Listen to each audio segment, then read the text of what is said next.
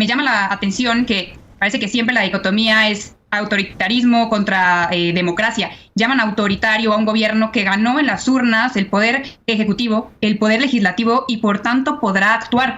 Llaman autoritario a un gobierno que busca recobrar funciones estatales de modo legítimo y que además fue perfectamente claro al momento de pedir el voto. La bifurcación de caminos que se hizo explícita en la pasada elección del 2 de junio fue transformación y con elementos muy claros de cuáles iban a ser las transformaciones propuestas para el país en contra de la conservación de las instituciones como las proponía la Marea Rosa. Entonces a mí me parece perfectamente legítima la propuesta presidencial y que la continúe Claudia Sheinbaum.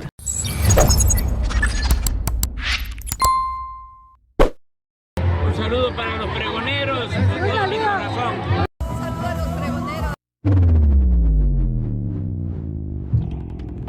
¿Qué tal amigos y amigas? Bienvenidos a una nueva información más, bienvenidos a su canal Pregoneros. El día de hoy, ya jueves 1 de agosto del año 2024, vamos con información pregoneros porque tremenda vapuleada que le dio la analista y también abogada Vanessa Romero a Denis Dresser, que las vuelven a invitar en este espacio con Carmen Aristegui. Denis Dresser defendiendo con todo estos organismos autónomos que no sirven para nada y que ahora en este paquete de reformas que el presidente Andrés Manuel López Obrador desde el pasado 5 de febrero de este mismo año envió, pues ahí están, siguen con la misma cantaleta de siempre estos opositores. Lo mismo que si te vas a querer democracia, si vas a querer el autoritarismo, siguen con el mismo llanto que les ha traído esta derrota contundente el pasado 2 de junio, mis estimados pregoneros. Vamos a escucharlo porque así se lo recuerda Vanessa Romero a Denis Dresser, mis estimados amigas y amigos, que terminó enojada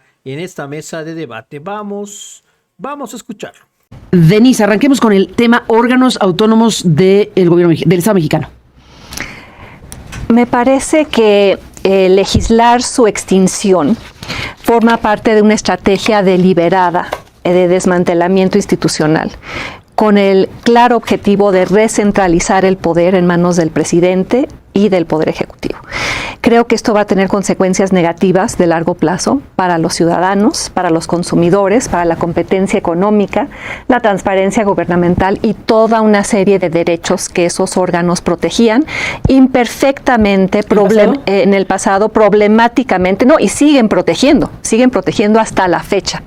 Es más, acabo de ganar un litigio contra la autoridad militar del aeropuerto por haberme espiado, y ahora el aeropuerto tiene que colocar anuncios de que están vigilando a las personas con cámaras y no pueden usar sus datos de manera inapropiada. El INAI para eso sirve, entre muchas otras cosas. ¿Por qué argumento que va a ser dañino para los ciudadanos y los consumidores? ¿Quiénes van a ser los verdaderos ganadores de la destrucción de los organismos autónomos? Para empezar, el partido oficial. Si es que dentro del plan se acaban con el INE y lo vuelven el INEC y lo pasan a gobernación, vamos a volver al control gubernamental de las elecciones como ocurría durante la era del viejo PRI, y nunca ha habido alternancia en este país cuando el partido oficial controlaba las elecciones. Va a ser un golpe a la pluralidad política, y eso incluye también la pluralidad política representada por la izquierda mexicana. Me refiero a Movimiento Ciudadano. ¿Quiénes van a ser los grandes ganadores también? Pues las Fuerzas Armadas, que han operado en la más absoluta opacidad a lo largo del sexenio y seguirán haciéndolo ahora que se les quite encima la lupa ciudadana del INAI. ¿Quiénes van a ganar también y que están dando brincos de felicidad ante la posible eliminación del IFETEL y de la Comisión Federal de Competencia?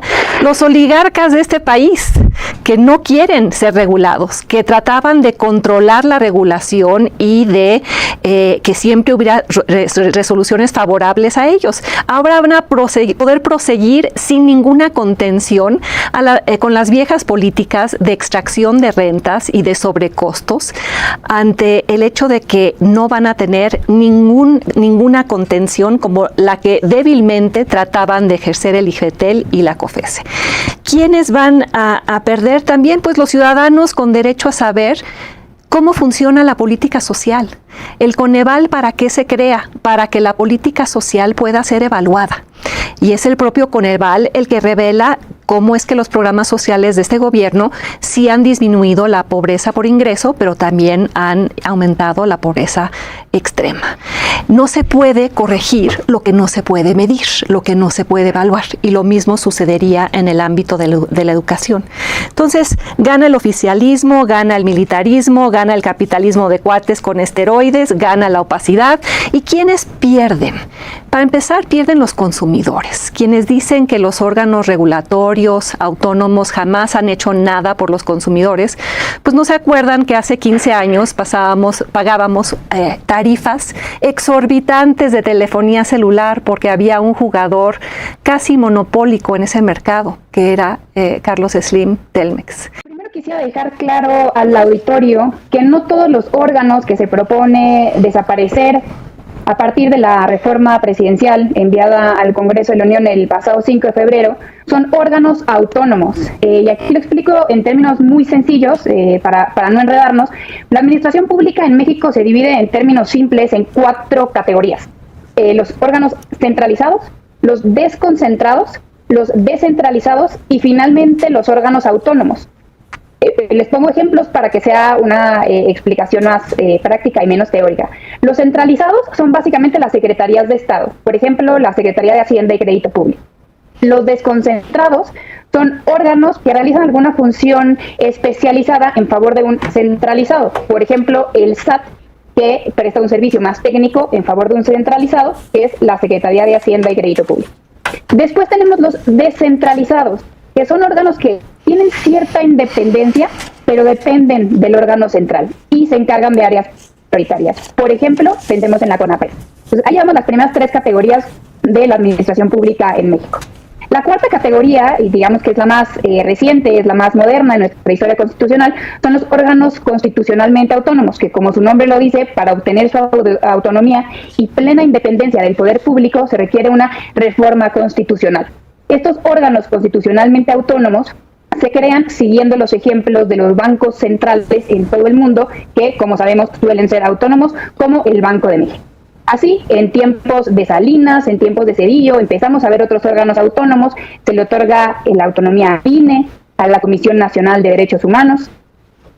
Los órganos autónomos, les digo, se crean a partir de estos sexenios como resultado de una visión de la democracia que teníamos en los años 90, en donde se desconfiaba tremendamente de las mayorías y se ponía en manos de cuadros más técnicos, precisamente como ahora los describe muy bien Denise, que los pensábamos como entes perfectos, como entes tremendamente profesionales y ajenos a cualquier aspecto o interés político.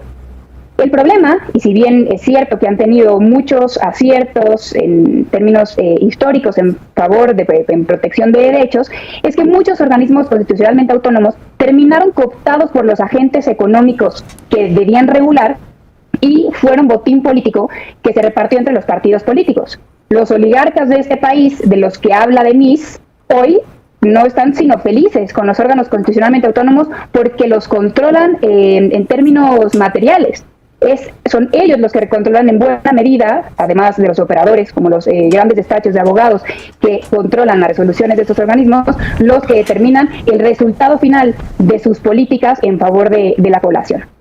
Entonces, la propuesta de reforma de Andrés Manuel López Obrador, y ojo que Claudia Sheinbaum dijo en días pasados que esta reforma no va a ser prioritaria, es decir, no va a salir en los próximos meses.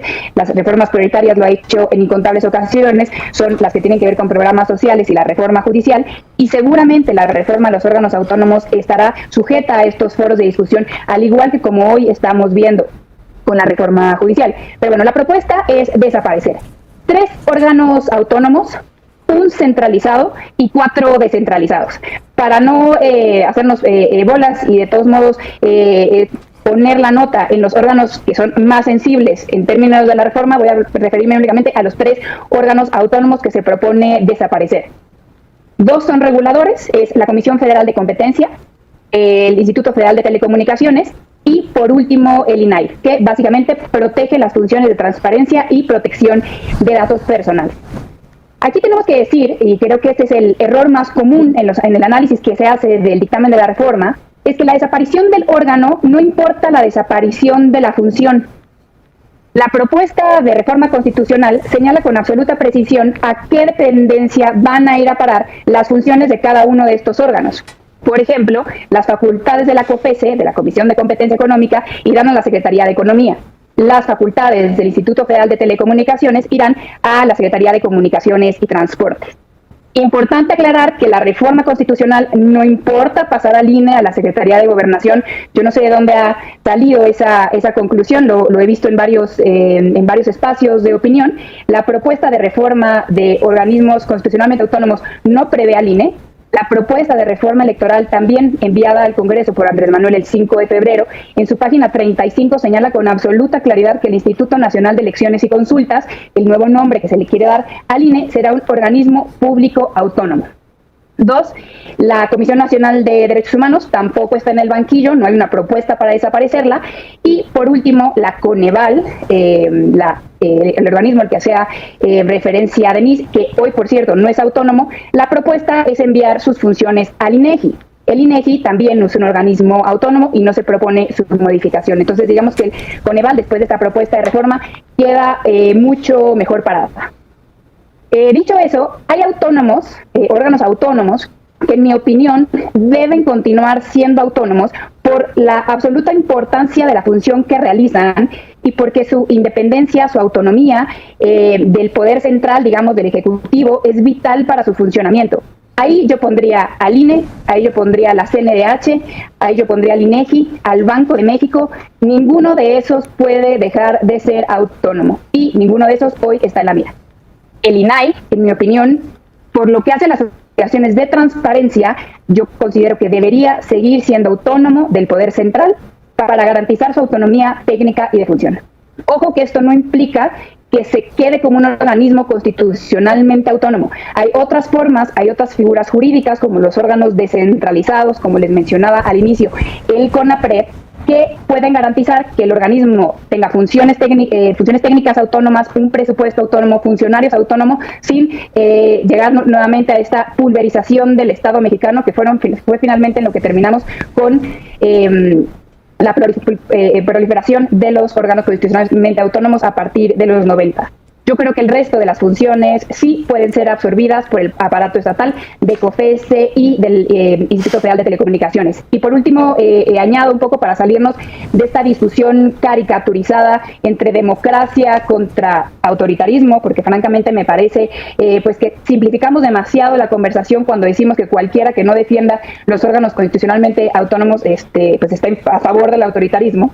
Para ello, diría que lo que busca Andrés Manuel López Obrador con esta reforma es regresar a la visión original constitucional del Estado que consagraba la Constitución del 17 y aquella con la que él y lo que se llama la Cuarta Transformación comulga. Un Estado fuerte que recupere las facultades estatales y que no estén pulverizadas en órganos constitucionalmente autónomos que, si bien han tenido buenos resultados en algunos aspectos, también en otros han fungido como grandes obstáculos para cumplir los objetivos del gobierno en turno en materia de política pública. Lo que busca es que el gobierno recupere las facultades que constitucionalmente le correspondían.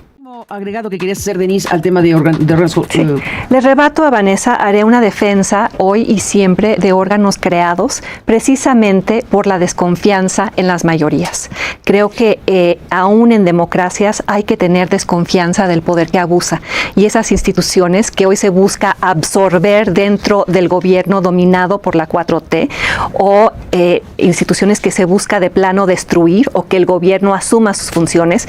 Parecería que Vanessa no ha escuchado al presidente hablar sobre estas instituciones y no ha leído los predictámenes donde se plantean las razones por las cuales se eliminan, que cuestan demasiado, que no tienen orígenes democráticos legítimos, cuando todo eso es absolutamente falso. Y tratar de matizar esto diciendo que Sheinbaum no tiene estas reformas en su lista de prioridades, pero el presidente sí, y el presidente va con todo como está planteado en los predictámenes. Brevísimo, Vanessa, sobre este punto para pasar a Venezuela. No, yo no estoy matizando absolutamente nada. Me parece que estos dictámenes de reforma constitucional va a ir adelante. Solo estoy diciendo que no está en nuestro futuro cercano, no serán de las reformas que saldrán en septiembre y que seguramente existirán estos foros de discusión para que determinemos cuáles son los aspectos técnicos de autonomía que se deberá cuidar. Me llama la atención que parece que siempre la dicotomía es autoritarismo contra democracia. Llaman autoritario a un gobierno que ganó en las urnas el poder ejecutivo, el poder legislativo y por tanto podrá actuar. Llaman autoritario a un gobierno que busca recobrar funciones estatales de modo legítimo y que además fue perfectamente claro al momento de pedir el voto. La bifurcación de caminos que se hizo explícita en la pasada elección del 2 de junio fue transformación y con elementos muy claros de cuáles iban a ser las transformaciones propuestas para el país en contra de la conservación de las instituciones como las proponía la Marea Rosa. Entonces a mí me parece perfectamente legítima la propuesta presidencial y que la continúe Claudia Sheinbaum. Sí, la defensa de los órganos constitucionales autónomos no es una defensa de la oposición ni de la Marea Rosa, es una defensa por parte de quienes saben para qué fueron creados, en qué momentos específicos fueron creados y qué derechos ciudadanos defienden. En esta discusión no he hecho la dicotomía democracia-autoritarismo, he hecho una defensa de instituciones autónomas del Poder Ejecutivo que se crearon precisamente para evitar abusos del Poder Ejecutivo y para darle competencia técnica a un Estado que no sabía manejar estos temas. ¿Tú crees que cualquiera puede ser regulador de telecomunicaciones? ¿Cualquiera puede ser regulador del tema energético? Y que estas funciones sean absorbidas por las secretarías en donde en este sexenio no se llevaron a cabo las funciones que ahora dicen que van a retomar de las organizaciones que pretenden destruir. Se elimina a la Comisión de Competencia, Vanessa, y dices, la Secretaría de Economía va a absorber sus funciones. ¿Qué sucedió en este gobierno? Se intentó desde el Poder Ejecutivo regular o contener de alguna manera a Carlos Slim o a cualquiera de los otros oligarcas. Por cierto, los dirigentes, los presidentes comisionados de la Comisión de Competencia casi siempre han acabado demandados por los oligarcas que hoy el Estado mexicano, bajo el dominio de la 4T, protege y se acurruca con ellos. Veamos las cifras. Larrea y Carlos Slim, su fortuna aumentó en 70% en los últimos 4 años, precisamente por la debilidad regulatoria del Estado mexicano. Habría que fortalecer a la Comisión de Competencia, no trasladarla a una Secretaría de Economía, donde simplemente la falta de voluntad regulatoria del presidente y de la presidenta va a quedar de manifiesto. Por eso insisto, quienes van a acabar dañados por la eliminación de estas instituciones son los consumidores y los ciudadanos. Y los grandes beneficiarios van a ser los miembros del partido oficial, los cuates del partido oficial, los cuates del capitalismo de cuates que están celebrando los predictámenes que se han presentado. Vanessa, ¿cambiamos de tema o cerramos con este? A ver, rapidísimo, no me tomo mucho tiempo. Yo creo que no es un argumento válido o muy útil decir que algo nos costó mucho trabajo, que nos sirvió en algún momento o en algún contexto histórico. No hay que demostrar que hoy funciona. Pues no lo he dicho hoy. Perdón, me parece que todos los ejemplos que has dado respecto al funcionamiento en el pasado de los órganos autónomos no nos justifican por qué hoy siguen siendo funcionales. Creo que hay que analizarlos en términos técnicos para ver si hoy nos funcionan, a quién funcionan y si será mejor con la nueva propuesta. A ver, y un elemento adicional, tú señalas para decir cuáles son todos los perdedores de esta reforma constitucional. Se piensa que la desaparición de los autónomos importa de nuevo la desaparición de la función. Eso no es cierto.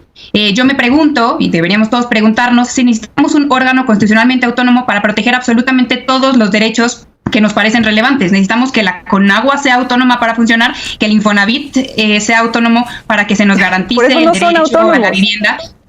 Por eso no son autónomos, Vanessa. Porque los organismos autónomos protegen derechos fundamentales, fueron creados para eso, porque los derechos fundamentales eran pisoteados por autoridades que ejercían su poder mayoritario de forma arbitraria y discrecional, en conjunción con sus aliados dentro del sistema oligárquico mexicano. Educación no es un derecho fundamental y la vivienda no es un derecho fundamental y la salud no es un derecho fundamental. Entonces vamos a hacer todos los órganos que protegen esos derechos autónomos, la SEP, el Infonavit, la Secretaría de Salud. Lo que a mí me parece es que la oposición, como no le gusta el gobierno que ganó en las urnas el 2 de junio, lo que pretende hacer que se perpetúe es un gobierno paralelo, que es precisamente ese, el que existe a partir de los órganos autónomos, gobiernos paralelos. Y me preguntas ahora si se intentó en esta administración disminuir desde el Poder Ejecutivo el poder de Slim o el capitalismo de cuates, y mi respuesta es no, y esas funciones hoy en esta administración están dentro de la COFECE. Denise, Vanessa, se nos acabó. Pues ahora tienen, mis estimados pregoneros, hasta bastante paciencia le tiene siempre la analista y abogada Vanessa Romero a Denis Dresser, que con el afán de defender a la oposición, al PRIAN y estos organismos como el INAI, dice que sirven muchísimo para la transparencia. Denis Dresser, y bueno, simple y sencillamente vuelve a quedar exhibida a nivel nacional en esta mesa de debate. Lo vuelve a hacer Vanessa Romero. Nos vemos hasta la próxima, pregoneros. Si la información les gustó, ayúdanos con esa manita arriba, con ese poderosísimo like. Dale me gusta a este video para que podamos llegar a más personas.